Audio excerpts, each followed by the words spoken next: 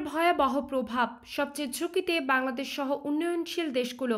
বিশ্বব্যাপী জলবায়ু পরিবর্তনের প্রভাব এখন আর দূরের কোনো বাস্তবতা নয়, এর ছায়া পড়ছে জীবন ও জীবিকার প্রতিটি খাতে।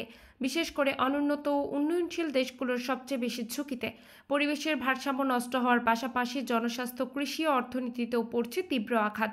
সম্প্রতি আন্তর্জাতিক স্বাস্থ্য সাময়িকী দ্য ল্যান্সেট এক প্রতিবেদনে জানিয়েছে, বছর জুড়ে গড়ে প্রতি মিনিটে একজন মানুষ তাপজনিত কারণে মারা যাচ্ছেন। গত 4 বছরে প্রতিজন মানুষ গড়ে 19 দিন জীবন হুমকির তাপমাত্রার মুখোমুখি হয়েছে, যার মধ্যে 16 দিন ছিল মানবসৃষ্ট তাপপ্রবাহের ফল।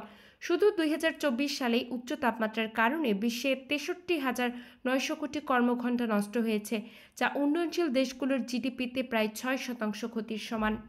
বিশেষজ্ঞরা বলছেন, এটি নতুন কোনো সতর্কতা নয়। জলবায়ু নিয়ে কাজ করা আন্তর্জাতিক সংস্থাগুলো দীর্ঘদিন ধরে এসব আশঙ্কা তুলে ধরছে, কিন্তু বাস্তবে প্রতিরোধমূলক উদ্যোগ খুবই সীমিত। উন্নয়ন পরিকল্পনায় জলবায়ু সহনশীলতার বিষয়টি এখনও প্রান্তিক অবস্থায়।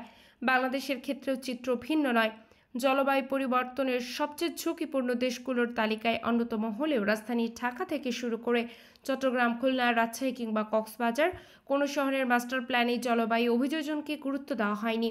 দ্রুত নগরায়ন, অপরিকল্পিত স্থাপনা, জলাধার দখল ও বৃক্ষ নিধনের কারণে বড় শহরগুলো দিন দিন তাপদ্বীপে পরিণত হচ্ছে। পরিবেশবিদদের মতে, জলবায়ু পরিবর্তন মোকাবেলায় জাতীয় পর্যায়ে নীতি ও পরিকল্পনা থাকলেও স্থানীয় বাস্তবায়ন প্রায় নেই বললেই চলে।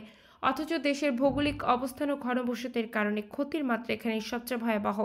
এখনই যদি শহর পরিকল্পনা, জনস্বাস্থ্য এবং অর্থনৈতিক কৌশলে জলবায়ু পরিবর্তনকে অন্তর্ভুক্ত না করা হয়, তবে সামনে বিপর্যয়ের মাত্রা আরও বাড়বে। কারণ পৃথিবীর উষ্ণতা থেমে নেই, এটি প্রতিদিন আরও একটু করে মানুষের জীবনে অনুপ্রবেশ করছে।